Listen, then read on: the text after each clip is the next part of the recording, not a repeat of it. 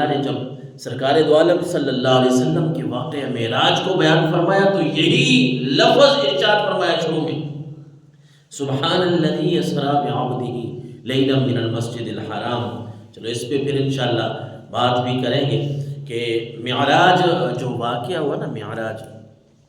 میں عرض کر رہا ہوں کہ یہ کتب احادیث میں ہمیں مختلف انداز میں ملتا ہے، تو ہم وہ پھر دوسرے لوگ ہمیں کہتے ہیں کہ یار یہ 27 رجب کو نہیں تھا، یہ فلاں تاریخ کو تھا، رمضان المبارک میں تھا۔ تو ہمارے علماء کہتے ہیں بھائی اللہ تبارک و تعالیٰ جو قادر مطلق ہے اس کی مرضی ہے، ہم تو یہ یقین رکھتے ہیں کہ اگر رمضان کی بات ہے تو ہم کہتے ہیں رمضان میں بھی حق ہے، رجب کی بات ہے تو رجب میں بھی حق ہے، اور ہم یہ بھی مانتے ہیں کہ جو اللہ، جو رب اپنے نبی کو، جو رب اتنی طاقت رکھتا ہے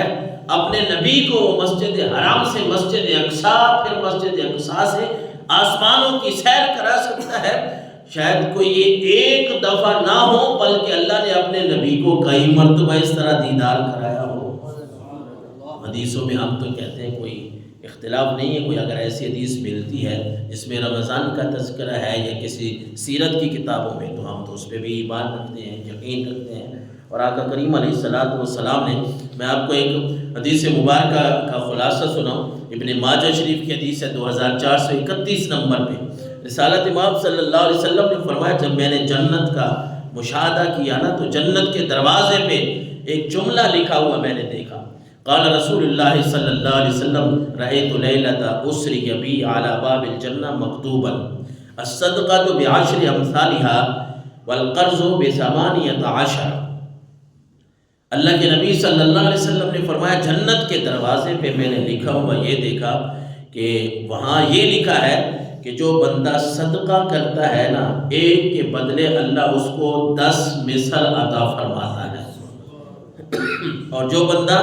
کسی مجبور کو قرض دیتا ہے نا تو قرض دینے پہ اللہ اس کو ایک کے بدلے 18 نیکیاں عطا فرماتا ہے۔ یہ حضور صلی اللہ علیہ وسلم نے فرمایا جنت کے دروازے پہ یہ لکھا ہو، کیونکہ اس امت کے لیے نا، یعنی ہمارے لیے امت محمدیہ کے لیے اللہ نے بڑی آسانیاں رکھی ہیں، ہم ان آسانیوں پہ عمل کرنے والے بنے۔ یہ جو جملہ ہمارا ہے یہ دین کے اوپر چلنا بڑا مشکل ہے، ہم بڑے مصروف لوگ ہیں، بات تو ٹھیک ہے مصروفیت زیادہ ہو گئی ہے، دنیا داری جو ہے وہ بہت زیادہ ہے، لیکن دین کی کسی بات پہ چلنا کوئی مشکل کام نہیں ہے۔ رب نے کسی جگہ پہ کوئی ایسا ہمیں مکلف نہیں بنایا کہ کوئی کام ہم کر نہیں سکتے لیکن رب نے فرمایا نہیں یہ تمہیں کر کے دینا ہے، کوئی ایسی بات نہیں ہے، بلکہ ہمارے لیے تو اللہ کے نبی صلی اللہ علیہ وسلم نے فرمایا کہ میری امت کے لیے کچھ ایسی باتیں ہیں جو اللہ نے مجھے عطا فرمائی ہیں، پہلی امتوں کے لیے نہیں تھی۔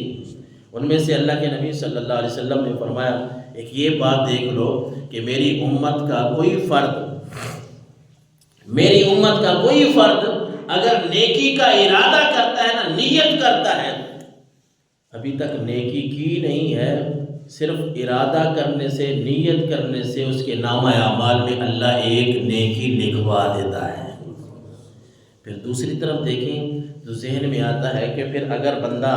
گناہ کا ارادہ کرے، نیت کرے اور گناہ کیا نہیں تو پھر ادھر گناہ بھی لکھا جائے گا۔ اللہ کے نبی نے فرمایا نہیں ایسی بات نہیں، میری امت کے لیے رب کی رحمت کیسی ہے کہ نیکی کا ارادہ کرے، نیت کرے، ایک نیکی لکھ ہی دی جاتی ہے، اور جب بندہ وہ نیکی کر لیتا ہے تو پھر اللہ اس کو ایک نیکی کے بدلے 10 نیکیوں کا ثواب عطا فرماتا ہے۔ اور اس کے برعکس اگر کوئی بندہ گناہ کا ارادہ کرے، نیت کرے، اللہ کے نبی نے فرمایا اللہ کی رحمت ہے میری امت کے لیے وہ گناہ لکھا نہیں جاتا۔ جی یا رسول اللہ پھر اگر بندہ وہ گناہ کر لے تو اس ایک کے بدلے 10 گناہ لکھے جائیں گے؟ فرمایا نہیں، اس طرح بھی نہیں ہے، میری امت کے لیے گناہ ایک کرو گے تو ایک ہی تمہارے کھاتے میں لکھا جائے گا۔ یہ اس رب کی رحمت ہے، جس طرح یہاں پر